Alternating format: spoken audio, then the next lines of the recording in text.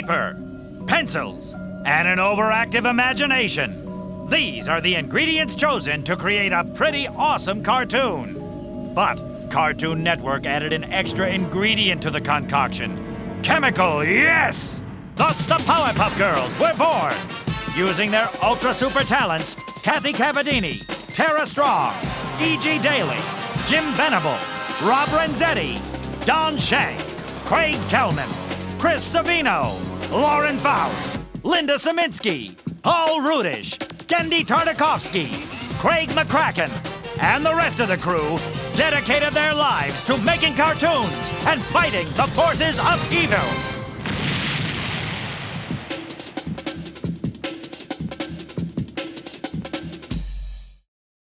The city of Pittsburgh, where just minutes outside this steel metropolis in the small town of Charleroi, Pennsylvania. It's actually so small that I did an interview for a Pittsburgh paper once, and they didn't even know where it was. A block-headed boy was born. Since I was a little kid, I became obsessed with cartoons and just cartoon images. Shows like Underdog and all the superhero stuff like Superman and Batman. I started drawing when I was about 3 years old, but it just wasn't what I could see in my head at that point, because I was 3, you know, I could barely talk. And so the drawings were saved, thanks to Dad. I would have these like images in my head of drawings I wanted to see, but I couldn't draw them, I couldn't articulate them, so I would direct my dad to draw it for me. My father died when I was 7 years old, and without him there to draw for me, I really had to push myself to improve my drawing skills, you know, so I could get down on paper, you know, what I saw in my head. The city of Los Angeles. With the passing of Craig's father, Craig's mom relocated the family to brighter, more earthquake-prone pastures. As Craig grew, so did his two biggest obsessions, drawing and cartoons. I remember one night when I was like 12 years old, I said, I'm gonna make a comic book tomorrow. I don't know why, I'm just gonna make a comic book tomorrow. So I started creating characters. And basically from the point of being 12 years old all the way till I was a freshman in college, I was trying to create a character. Like, who is my character gonna be? College? Did someone say college? The campus of Cal Arts. It was here in the character animation department that Craig would make friends and characters that would be part of his life for years to come. When I first got to Cal Arts, I met, you know, lots and lots of people, but I really formed strong relationships with, you know, a handful of people who I've continued to work with, you know, throughout my career. Guys like Paul Rudish, and he's one of the greatest draftsmen I've ever seen in my life. He looked like a Hanna-Barbera character. He looked like the missing crew member from Goober and the Ghost Chasers. Actually, he kind of looked like Goober from the Ghost Chasers. He always wore that stocking cap. He would like walk like Shaggy, you know. The other two people I met at Cal Arts that ended up, you know, having a lifelong influence were both Rob Renzetti and Gendy Tartakovsky. I think my first impression was of seeing him, and he was like this crazy long-haired sad sack wearing a Jughead hat. But then after seeing his artwork and whatever, being blown away by how talented he was, and there were a lot of talented people there, but Craig was definitely one of the most talented. Aw, shucks. When I was at Cal Arts, I was always a good character designer. We would all the three of us would all help each other. Craig was an amazing designer, but his animation I don't know if he just wasn't interested in it as much as maybe we were. So then my character design abilities weren't strong at all, and so we kind of switched roles. So I would help Craig with the timing and animation, and he'd help me with the designs. So what's a Jughead hat wearing, good character designing, limited animating student to do next? Make a film! I came up with this silly character called No Neck Joe, and just did the dumbest jokes I possibly could do about a guy not having a neck, you know, two, you know, bullies giving him a turtleneck and a necktie, and, you know, giraffes laughing at him at the zoo, and just, you know, Dracula wanting to bite him on the neck, but he couldn't. They were just absurd little things. After cornering the market on jokes about not having a neck, Craig started to think about what his next Cal Arts film might be. And I wanted to do some sort of a superhero thing, and I was inspired by this thing that Joe Horn made for MTV called Stevie Washington, the Angry Youth, and I really liked how quick and kind of almost spontaneous his little films were. And it was around June, and my mom said, you know, hey, your brother's birthday's coming up, why don't you do a card for him? So I just started doodling these little things, and for some reason I was thinking about Keen paintings, and I actually ended up drawing this this little tiny drawing.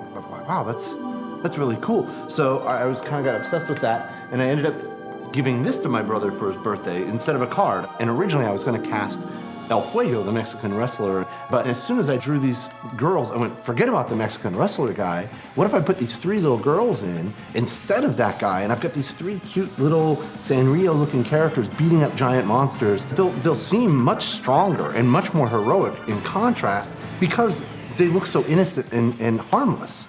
And thus the idea for his second-year film was born.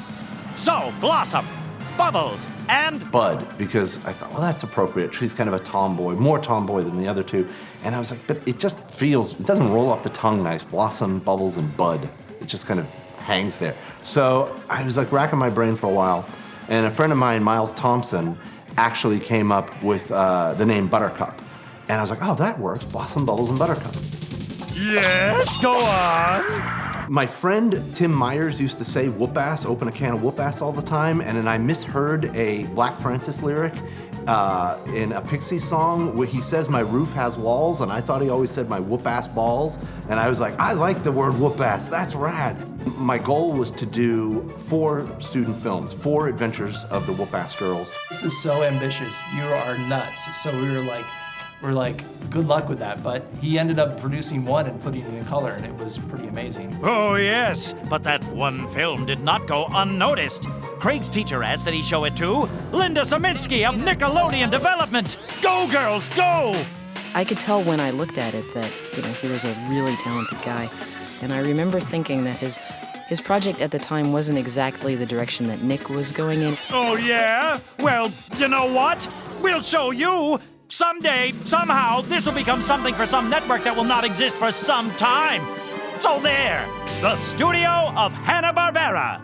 Unfazed by the pseudo-rejection, Craig left CalArts for the home of Fred and Scooby and started working with 2 stupid dogs and 7 smart CalArts friends.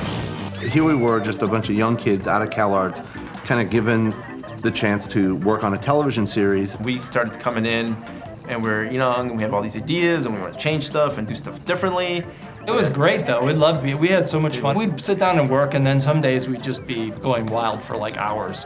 Early on, when I was doing a freelance storyboard for Dexter's Lab, like, I really want to work on this show, and I was told, no, that's like a total club there. Those guys were all CalArts pals. They don't allow anyone else in. I'm like, I'm gonna make it. It's true. But it wasn't exclusive. It was just because we were a bunch of dumb nerds. But one day, one of those dumb nerds thought he'd take a chance and show his little girls to the studio bigwigs. So I took it up to the development department and pitched it to Margot McDonough, and she got on the phone and called up Fred Seibert, who was president of Hanna-Barbera at the time. I showed him my student film, and he was like, let's start negotiating for a series. And that was in '93, I believe. And I went back in the trailer with all the guys, and I said, I just think I sold a series. I think I just sold 13 and a half hours of Whoop-Ass Girls. Woo! Go, girls, go! So I was really excited about that, and we started, obvious contract negotiations for the series.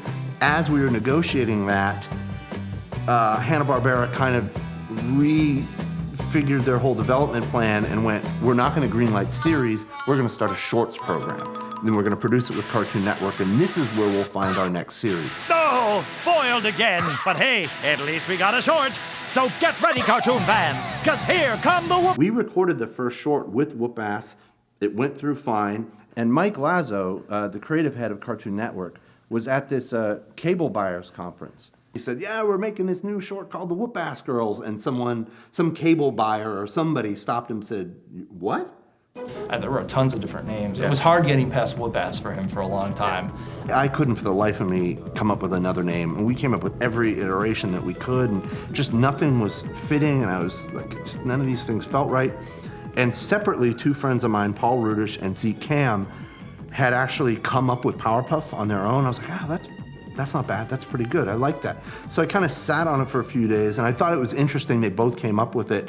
And so then I just went, okay, that's gonna be it. It's gonna be Powerpuff. I think they should have kept it as Whoop-Ass Girls. So big whoop, we had to change the title.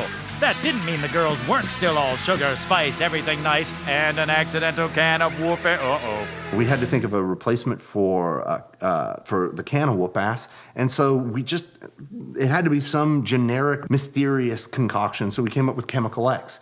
Now there's this whole subgroup of people out there who really think the whole show is all about ecstasy. It's not. Chemical X just sounded mysterious, and it was quick, and it was just like, okay, fine, Chemical X. Now we had a short with a kosher cable operator approved name and some totally non-drug related ingredient thrown into the mix. And it instantly was a hit, got greenlit into a series, and kids around the world loved it. Yes! Go girls! Get what? What? Now what? The first thing the network does is they want to get an impression of what kids think of it. So they do focus testing where they get a bunch of kids in a room, they show them these cartoons, and just get their feedback. We were called in, filled with excitement, told we were going to be shown a cartoon like we had never seen before. It was true. This is the worst cartoon ever! Jimmy Jerkface, 11 years old. It's terrible! What are they, bugs or something? Billy Bigmouth, 10. I'm gonna be sick! Peter Puker, age 11. Whoever made this should be fired! Mitch, the evilest child in the world, Mitchelson, 5. I'm sitting there with the president of Hanna-Barbera and Cartoon Network execs and behind this glass and going, well, there goes my career. I just totally blew it. I'm not going to ever get a chance to make this as a series. Kids weren't as used to watching them, and this had a real personality and attitude and voice that nobody had seen, so there was going to be a little bit of a learning curve. Craig panicked that afternoon, and he came back that evening and redesigned the whole show in a night. I went, they're too weird. They don't have fingers, they don't have ears, and some people thought they were bugs. I was in that focus group. I had a problem with the fingers. But I got this call from Mike Lazo, and he basically told me, he said, Craig, look, we like this short, and I know you got a negative reaction, but I'm much more interested in a negative reaction than a lukewarm reaction. We believe in it, and we want to do another short with it. Let's try this again. Got short number 2. Great, good, got it done. Now we're sure to go to series. So let's go, girls. Go what? Now what? Dexter's got greenlit first. Dexter's Laboratory, a short about a kid scientist and his annoying sister, created by Gendy and brought to life with help from Craig and Paul. It was Cartoon Network's first original series. So Craig became the art director. He also storyboarded a bunch of episodes. He was always in the writing team. He did a couple of boards that I just thought were the best things I'd ever seen. And I remember saying to Mike Lazo at that point, if Craig can do boards that are that funny, he can probably do anything. So maybe we should just go back to Powerpuff. In a weird way, I was glad I got to wait. I was glad we got to do 4 seasons of Dexter's and really learn how to make cartoons and tell stories and communicate characters. We made a lot of mistakes on Dexter and a lot of good things, but that's the way, that's the way you kind of learn. And so, yeah, it was invaluable to have that experience going for our second series. Really? For reals this time? Girls. Don't mess with me. Well, okay. This is gonna feel good. Go, girls, go! The city of Townsville. Craig learned from working on Dexter's that the secret to any good show is great characters. So he tossed out his pitch for an all-background show and populated his world with some of the most bizarre inhabitants to ever grace the TV screen. We realized that the girls kind of form one complete person. Like separately, they're not as strong as they are together, and they're basically body, mind, and spirit. I play Blossom, and she is the leader. She has red hair, just like me, and she's highly intelligent, just like me. No, I'm kidding. And she's a little bossy. Yeah. A little? She's, okay, a little. Oh, no, you don't! What are you doing? You don't want to do it the proper way? Then you don't do it. Come on, Bubbles. Fine. Buttercup, I think, is the feisty of the feistiest, and I think loses her temper the most. But I think just very committed to what she's all about. Who's the strongest? Who's the toughest? Who's the coolest? Who should rule? Me! Me! Me! Bubbles is sweet, and she's very honest. Like, she's just is who she is, and she makes no apologies for it, and she'll talk to squirrels, and she'll try to save the day her own way, and she gets a lot of flack from the other girls because she's the tough one and she's the boss, and she's like they consider her the baby, so she like often tries to show that she's just as tough as they are, and I like when she gets hardcore and gets into it, but you know, mostly mostly she's the cutest, so that's why I got that role. Buttercup hurt Mojo's head, and I would have kissed it with a boo-boo, but then I remembered he was a bad monkey, so I kicked in his face! You know, we try to evoke a little bit of the girls' personalities in their design, in the sense that, you know, Blossom's the leader, so she's the one who has the bow. It's almost like the crown. She's like the central point. And, you know, Bubbles being the cuter one, you know, her pigtails are softer and a little, you know, girlier. And Buttercup being the aggressive one has this sharper, pointed, you know, short bob haircut. And a little more angles in her design. That particular style that he had was not common at that point. You know, there were a couple of new styles of animation on the air at that point, but not that particular sort of Hanna-Barbera meets UPA kind of look that Craig and Gendy were both doing. And so, you know, it really stood out. It was really interesting. In the early 90s, you didn't see a lot of that graphic, you know, fat black line stuff. And, you know, we did it with Dexter's and we did it with Powerpuff. And it kind of, I think when you're flipping channels, those shows really popped. But design-wise, character-wise, you know, I mean, we were following Craig's thing, but we wanted the rest of the world to not, I mean, the girls had to be special, you know, so they're all curves, you know, all round, ellipses, and, you know, really cute. And so we had a lot of other, you know, angular characters, and you know, to offset them, make them seem even stranger, right? So it was a little more influenced by, like, you know, 50s cartoons and 50s and 60s. Boring. Woo. I'm falling asleep. And what would our good little heroes be without big bad villains? So Craig dug deep into his pop culture warped brain and summoned forth a cornucopia of evildoers. Kind of what we did with the villains is in my mind, I created this scale of how evil and how dumb. And basically, the amoebas are on the bottom end of that as the dumbest, pathetic, you can't achieve anything villains. And him is on the other end as the most evil villain. And Mojo's great because he's right in the middle. So you can make him stupid if you wanted to, but you could push him and make him a little more evil.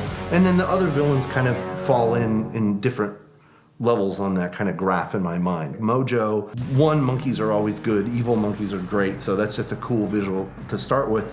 But the green face, there was a show in the 70s from Japan called Spectre Man, and Spectre Man had this evil villain named Dr. Gory, who was this green-faced monkey, and it just looked cool. And then like his whole dialogue is based on like the English translation of Speed Racer. I do not talk like that. The way I communicate is much different. I do not reiterate, repeat, reinstate the same thing over and over again. I am clear, concise, to the point. The guys like the Gangrene Gang, the basic idea with them was what if Big Daddy Roth designed Fat Albert and the Cosby Kids?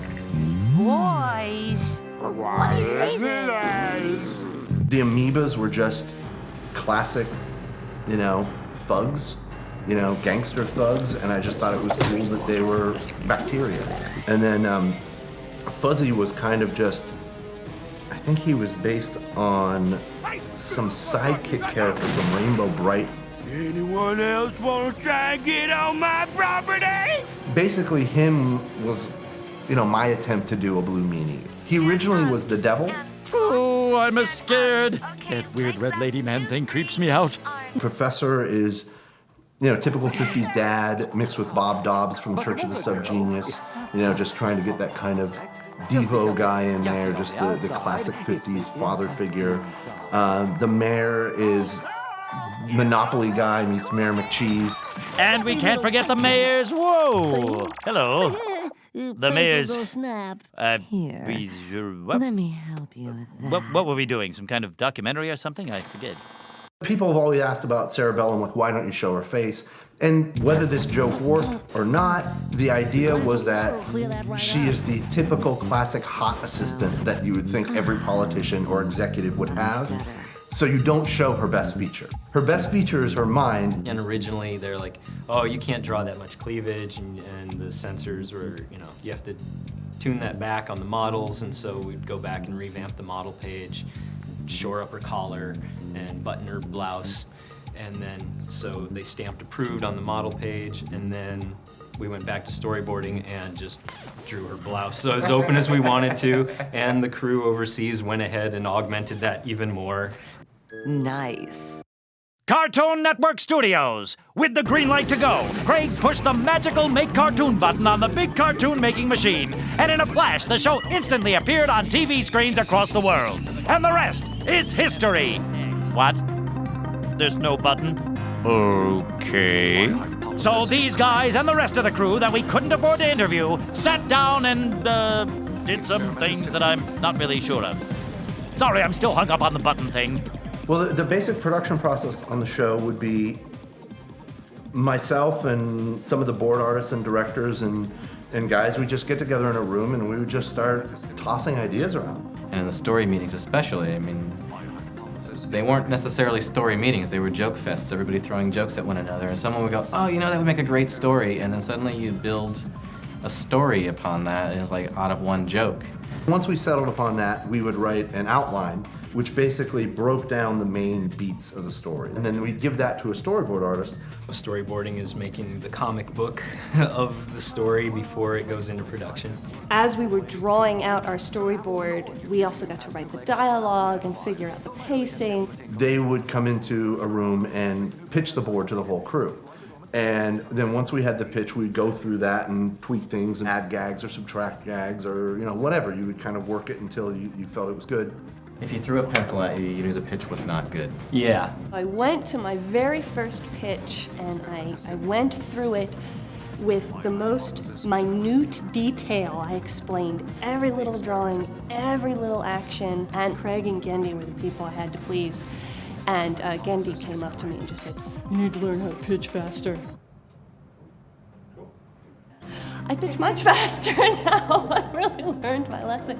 Once that board's been approved by the network, you then record all the voices. What's your fortune, Bubbles? You bring sunshine to all who surround you. I do! What's yours? Your quality is that of a leader. Others are sure to follow you. Ooh, that's true. What's yours, Buttercup? Be not violent or angry. Peace lies within. What a stupid fortune. Wasn't even funny. They all have this amazing ability to harmonize with each other, just doing their character voices. La la la la la la makes the world go round. And then we'd take this whole package, which was the storyboard, the X sheets, all of the design work, and we would send that package almost as a blueprint to our overseas studio, Rough Draft Studios in Korea, and they would take this blueprint and then make the show. They would literally do all the animation. They would actually lay out the shots, they would animate the characters, they would color all the scenes, paint all the backgrounds, film everything, and then send us back film. And then we would then call retakes on that film, saying this scene's wrong, or this is wrong, or there's a color pop here, or this isn't supposed to be timed this way. We'd cut it together, and then we'd start post-production, which is giving the film to the sound effects guy and to the composer. I started thinking in terms of, well, who's Blossom, who's Bubbles, and who's Buttercup, and what are their attitudes? And that's when ideas of like sort of giving Blossom a heroic brass kind of sound, giving Bubbles the belly kind of cutesy, not cutesy, but cute sound. And then giving Buttercup her kind of rock sensibility, her sort of edge, if you will.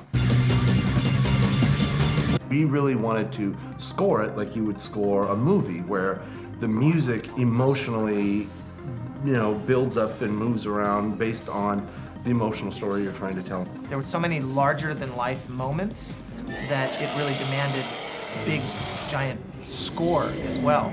So really the sort of tone and sound of the music of the show became 50s monster music meets big beat techno. It's good.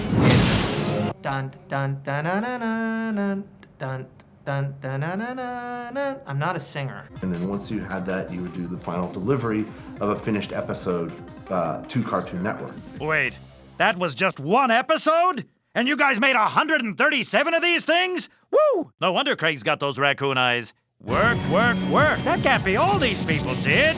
Come on, let's get some dirt. It was a fun show. I mean, it was an amazing show. We're so many stories, right? We can't even, I mean, like, where do we start? Yeah, it's mind-boggling. I mean, that's why we're having trouble really getting going, because there's just, I mean, the stories are countless. Like, there was the one where Craig didn't walk into my office that one day and didn't say anything, and it was uneventful. That was really crazy. Shocking. She just always, like either Yeah, look at I'm a mom. or her cell phone would go off. Oh, scandalous. Come on, guys, give me something crazy. Don't hold back. I was wearing a pirate hat. They used to call me Lingo. Shower curtain rings, they were everywhere. Naked mayor, naked mayor, naked mayor. Yeah, we want to get the light off those nipples. They just explode and die. I have a malformed rib. Okay. Right when we started the show, the Nintendo 64 came out, and everybody on the crew was playing Legend of Zelda, myself included. So it got to the point where we had a production meeting because some of the guys were late on their boards, and Gendy and I sat down with everybody, and I was like, all right, what level is everyone on in Zelda? Who's almost finished? And Gendy got so mad. Every time a new video game came out, that was just ridiculous. Basically, the studio shut down for about a month, and so that we could all get through that, and then we'd come to work and we'd collaborate on like all the puzzle-solving techniques. And did you get this clue? And oh, what you need to do, and give each other hints. And that's pretty much what the workday was about. Yeah, you nerds may draw girls, but I bet you never talked to one. Ha ha ha! And of course, the biggest highlight of working on the show was meeting my husband, Craig McCracken. Yeah, Craig and Lauren sitting in a tree. D-R-A-W-I-N-G. Drawing. And my friend Randy Myers was a timing director on Powerpuff Girls and told me that they were looking for story artists, and I was actually a big fan of the show. I went to Randy and I'm like, who is this girl that keeps coming in and see, who is she? What is going on? I mean, she's really cute. And he's like, oh, that's my friend Lauren. She's taking a board test. I'm like, oh, okay, all right. But, she's single? Love tends to cloud judgment. So Craig got a second opinion to make sure he was thinking with his head and not his pickle. Thank you, Mayor. I took the test to Gendy and I said, Gendy, take a look at this test. She's a friend of Randy's. And he's like, well, what do you think? And I'm like, just look at it. Just look at it. So he went into his office and a few minutes later came out and he's like, this is really good. This is really good. I was like, that's what I thought. Great.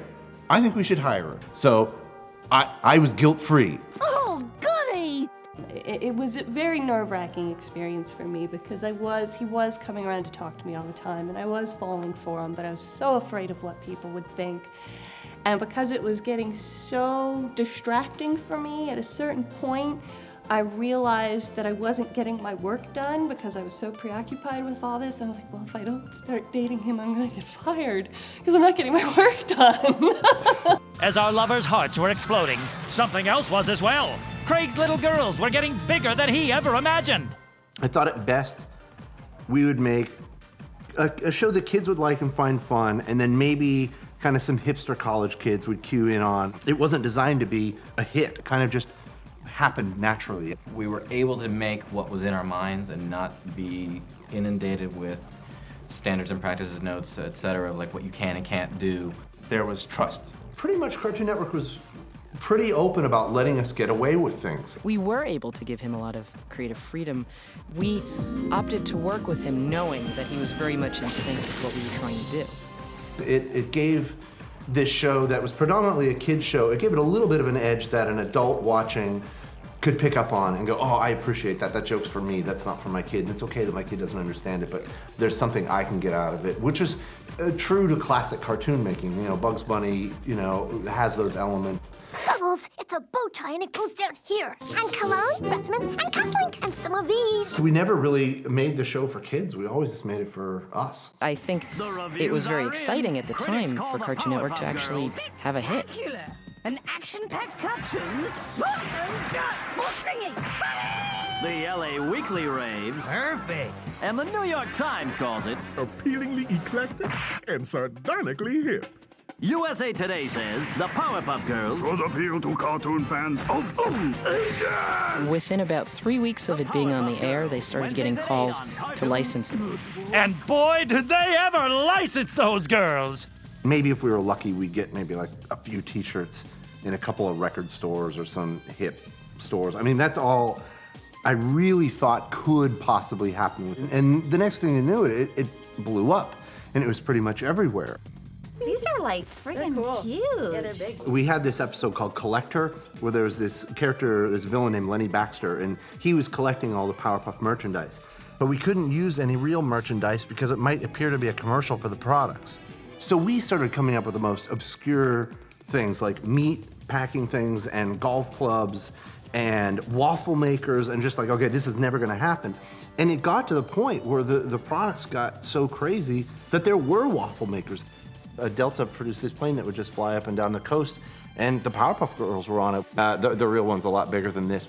It has gotten to a certain point where there was so much merchandise, and the only way I could find out what was getting made was to go onto eBay. And it wasn't just your standard dolls, t-shirts, and airplanes that featured the girls. There were reimagined spin-off series, freaky costume stage performances, chart-topping albums. But all of these amazing things paled in comparison to the one piece of merchandise that sealed Powerpuff Girls into pop culture history. If you get a piñata, that means you've made it. Okay, a hit show, rich fat cats, scary knockoffs from Mexico, and more stuff than you can fill a landfill with.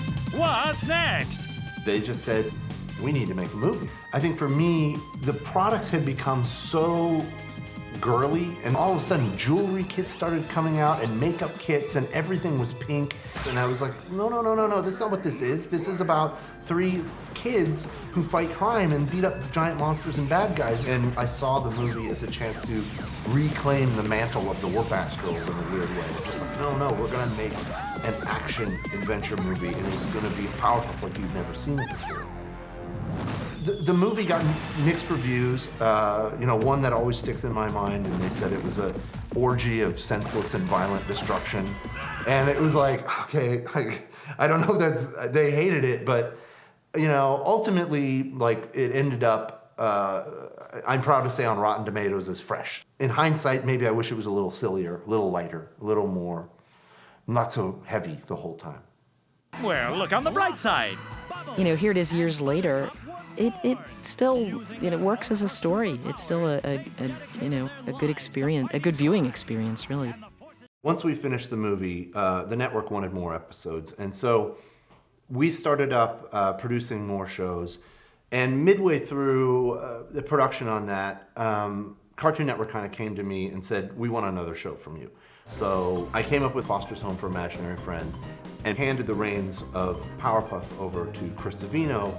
We had done so many stories that it felt like, well, who's the monster this time? What's the joke? How do they fight him? What happens in the, when they come together in the end? So it was tough, but it's a really difficult pair of shoes to fill if you don't have the person whose vision it is filtering everything through them, or at least asking them. And not that he wasn't available to talk to, but he too was very busy. But ultimately, we were proud of the shows we did. At a certain point, Cartoon Network came to us and said, well, what about 7? What about a 7th season? And Chris and I both said, no, I think it's time. It's over with. It had its run. It kind of ran its course. And we would hate to continue making a show when we're just kind of hitting the same notes and repeating ourselves. And we wanted to kind of go out while it still was good. And so, from a block-headed boy obsessed with cartoons to a block-headed man obsessed with cartoons, Craig McCracken created some of the funniest and weirdest cartoon... Wait, hold on. Does this mean it's over? No, it can't be. It can't be over. I hate goodbyes. No, girls, no! Don't go, girls, go! 2008 is the 10-year anniversary of the premiere of Powerpuff Girls. And to celebrate the 10-year anniversary, we're doing a new episode. Just a new 22-minute episode. Woo! 10-year anniversary, baby! Yeah! And that means it's not over. That means there'll be more stupid, silly butt-kicking, more maniacal monkeys, flamboyant demons, and furry hillbillies. But most importantly, it means that I get to say... So, once again, the day is saved. Thanks to... the Powerpuff Girls! Tom, you're out of a job. Wasnt.